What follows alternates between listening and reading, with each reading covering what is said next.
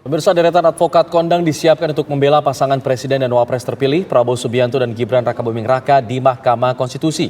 Timnas Amin maupun Ganjar mengklaim punya bukti dan dalil dalam menghadapi sengketa Pilpres 2024.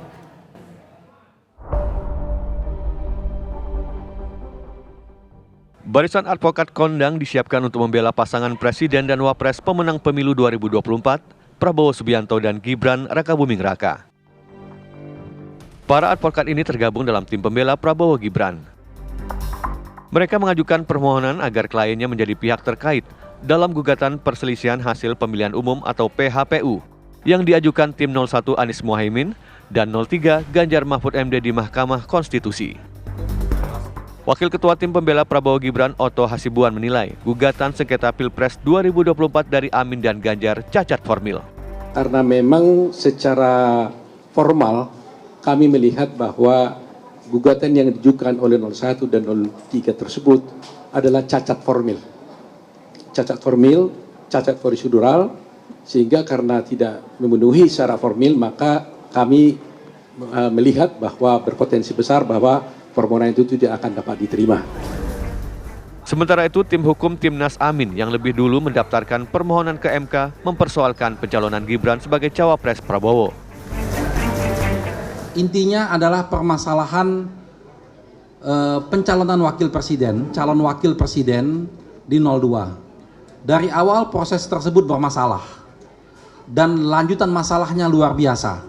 Karena kebetulan calon wakil presiden ini adalah anak seorang presiden sehingga membawa dampak yang begitu luar biasanya.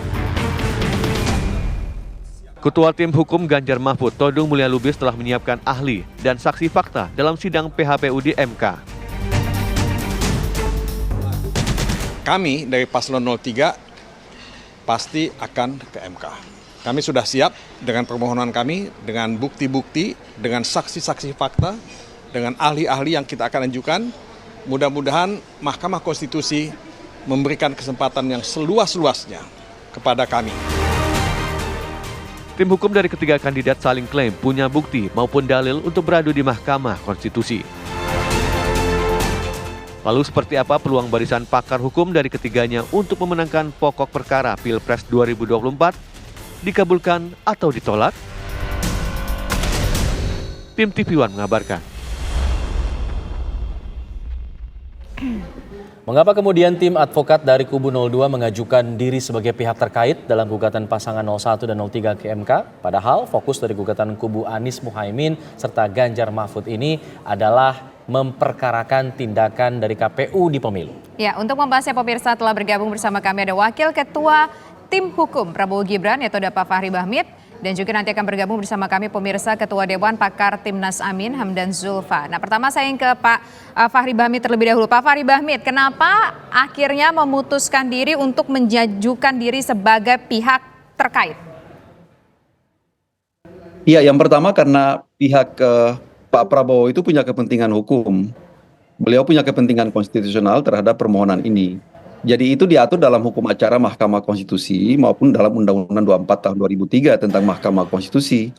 Lalu secara spesifik persoalan ini yang berkaitan dengan pihak siapa yang akan ditarik dalam sengketa ini itu diatur secara spesifik dalam Peraturan Mahkamah Konstitusi nomor 4 2023 tentunya tentang tata beracara dalam penyelesaian sengketa hasil pemilihan presiden dan wakil presiden.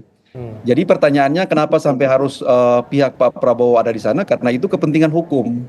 Karena pihak pemenang itu tentunya punya dampak langsung ya terhadap permohonan yang diajukan oleh setiap orang atau pemohon. Pemohon dalam hal ini adalah pihak 01 dan 03.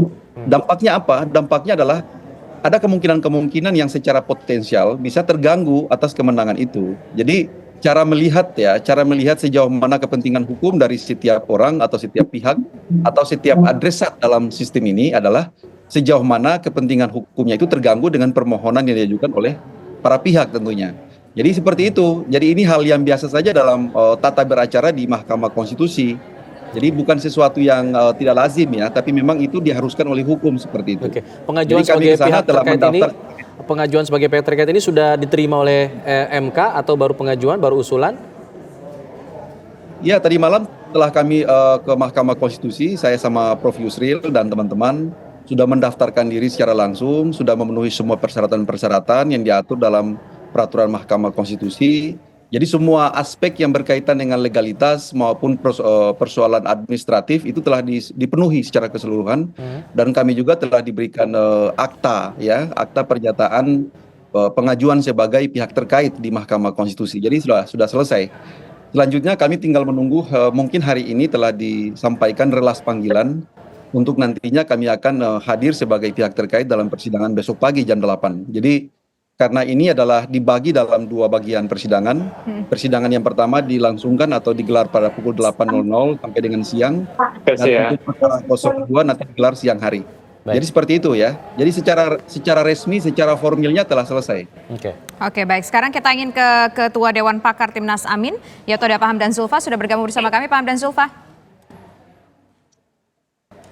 Ya, saya baru bisa ikut, baru masuk. Ya. Baik. Pak Hamdan Zulfa, kita ingin tahu dari tim 01 ini melihat akhirnya tim 02 ini mengajukan diri sebagai pihak terkait. Bagaimana Anda melihat ini Pak Hamdan Zulfa? Apakah memang ada celahnya di sana dan ini artinya nanti akan bertarung dengan siapa? Dengan 02kah atau akan dengan KPU? Bagaimana posisinya Pak Hamdan Zulfa? Ya nggak masalah 02 ikut ya, memang itu haknya 02 sebagai pihak yang merasa kepentingan yang bisa terganggu kalau berkaitan dengan perkara ini. Jadi, itu hal yang biasa saja dan itu merupakan prosedur standar di Mahkamah Konstitusi. Kami akan hadapi, tapi sebenarnya yang sebagai termohon di sana kan KPU. Jadi perkaranya perkara antara pemohon dengan Komisi Pemilihan Umum. Yaitu berkaitan dengan hasil pemilihan umum itu yang menurut pemohon bermasalah sejak dari proses sampai hasil yang akhir. Nah, itulah yang nanti akan dibuka seluruhnya di Mahkamah Konstitusi. Tentu prosedur standarnya Mahkamah Konstitusi membuka kepada semua pihak yang merasa berkepentingan untuk bisa ikut. Nanti terserah Mahkamah Konstitusi akan memutuskan akan menerima atau tidak, tapi pada umumnya itu hal yang biasa saja. Oke. Saya kira gitu. Bang Otto Hasibuan mengatakan bahwa ini cacat formil gugatan dari 01 dan juga 03 mudah dipatahkan. Nah ini bagaimana kemudian untuk bisa mengcounter dalil tersebut? Ya, kami melihat tidak ada cacat formil, itu gugatan yang permohonan yang biasa saja, yang sering sekali diajukan di Mahkamah Konstitusi sejak dulu. Jadi saya tidak tahu juga formilnya di mana, ya. Karena Mahkamah Konstitusi itu memutus pada akhirnya dia harus berpegang pada konstitusi. Mungkin saja ada peraturan-peraturan teknis ya mungkin tidak sesuai atau mungkin tidak pas itu. Tapi bagi Mahkamah Konstitusi kalau ditemukan hal-hal yang sangat mendasar, terjadi pelanggaran terhadap prinsip-prinsip konstitusi, maka pada umumnya, nah ini praktik yang biasa di Mahkamah Konstitusi, aturan-aturan teknis itu tidak boleh menghambat untuk ditegakkannya nilai-nilai demokrasi, nilai-nilai konstitusi yang lebih substansial. Nah itu yang banyak sekali dilakukan oleh Mahkamah Konstitusi. Oke, Pak Hamdan Zulfa, mungkin pemirsa juga ingin tahu sebetulnya poin-poin gugatannya apa saja dari 01 yang diajukan kepada MK. Intinya pasangan 01 melihat bahwa ada pelanggaran terhadap prinsip-prinsip konstitusi dan prinsip-prinsip demokrasi dalam seluruh rangkaian proses pemilihan presiden kali ini. Urutannya banyak, mungkin saya hanya menyampaikan beberapa saja yang perlu saya sampaikan. Di dalam permohonan itu lengkap sekali. Yang pertama, ada cacat administrasi dalam proses pendaftaran calon, yaitu Gibran. Pada saat pendaftaran itu berlaku peraturan Komisi Pemilihan nomor 19 tahun 2003. Yang dalam peraturan itu dicantumkan bahwa umur seorang calon presiden, calon wakil presiden itu adalah 40 tahun. Dan itu masih berlaku ketika Gibran didaftarkan dan tidak diubah oleh KPU. Dan justru baru diubahnya nanti pada bulan November. Itu verifikasi pencalonan pada tanggal 25 Oktober. Memang diubah kemudian, tapi sudah didaftar. Sudah diterima pendaftarannya, sudah diverifikasi. Nah, ini problem yang luar biasa karena melanggar prosedur hukum yang harusnya dilakukan menurut prinsip-prinsip due process of law, prinsip-prinsip negara hukum. Nah, ini terbukti pelanggaran itu dengan adanya putusan DKPP. DKPP dalam pertimbangannya bahwa KPU menerima pencalonan Gibran itu melanggar prosedur. Harusnya KPU mengubah dulu peraturan KPU yang menentukan batas umur 40 tahun. Sementara Gibran belum berumur 40 tahun. Ini cocok juga. Pernah suatu kali Pak Yusril menyampaikan bahwa tidak mungkin Gibran ini diajukan sebagai calon dengan dasar hanya semata-mata putusan MK. Karena harus ada prosedur, pengubahan dulu peraturan KPU, prosedur pengubahan peraturan KPU itu harus berkonsultasi dengan DPR, sementara pada saat itu DPR masih dalam masa reses. Jadi tidak mungkin menurut Pak Yusril pada saat itu. Nah, oleh karena itu kami seharusnya putusan MK itu kalau diakui keberadaannya, itu berlaku untuk 2009, bukan untuk sekarang ini.